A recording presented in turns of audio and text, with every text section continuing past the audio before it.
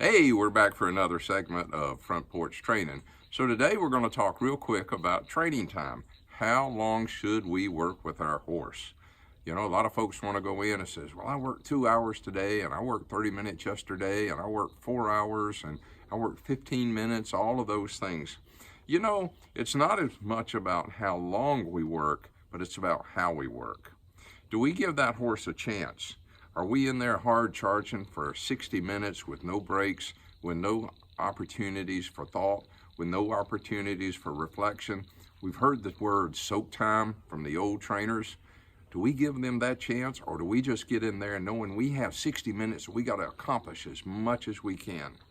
So a lot of folks will ask me, a young horse, how long do you train it? I'll kind of stick with that young horse as long as that horse will stick with me. But I'll tell you one thing that'll help me get more with that horse is having that downtime in between.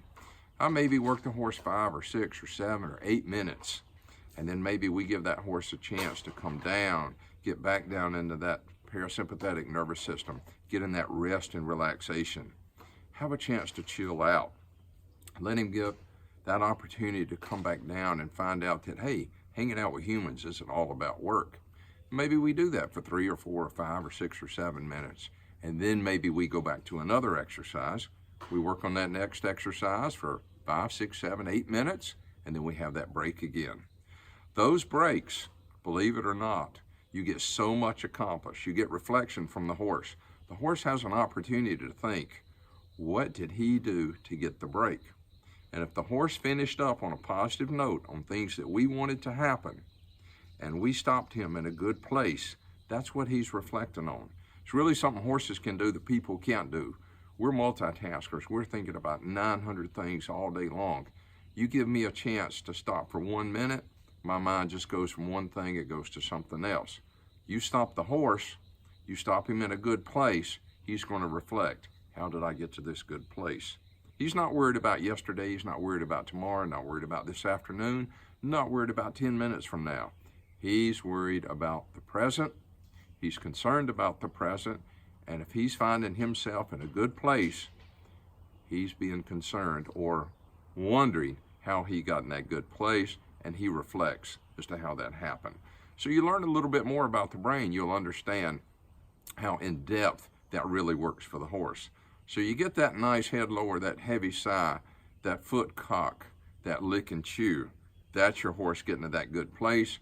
Get out of his business. Back away from him. Don't stand there and rub on him. That still creates a little bit of stress on him. I know you think, how can my horse stress when I'm rubbing on him? Believe it, he does. You've heard me in the past talking about heart rate. Well, whosever horse it is, my horse, your horse, anybody's horse, a human walks up to them, their heart rate will increase. It's a proven fact. I've got a heart rate monitor. I'll prove it to you if you don't believe me. So get out of his space, back away from him, 6, 8, 10, 15 feet away. Stand, don't stare at him. Maybe look off into the wild blue yonder. Maybe it's time for you to reflect. Maybe it's time for you to make your phone call. Take your pressure off the horse, give the horse a good place to be. Wait a few minutes, go back and do something else. Even if you went back and did that same exercise, now that horse isn't thinking about the monotony of doing that exercise over and over. He had that break. He had that 8-minute break in there that is making him think, new day, new place, same exercise, but he's a whole lot more relaxed when he does it. So just think about that. It's not the age of the horse as to how much training you can do on him. It's how good of a trainer you are in your ability to break things up to make it interesting. Remember your first grade teacher. Could she leave the blinds open and still instruct class? Or did she have to shut the blinds to keep your attention?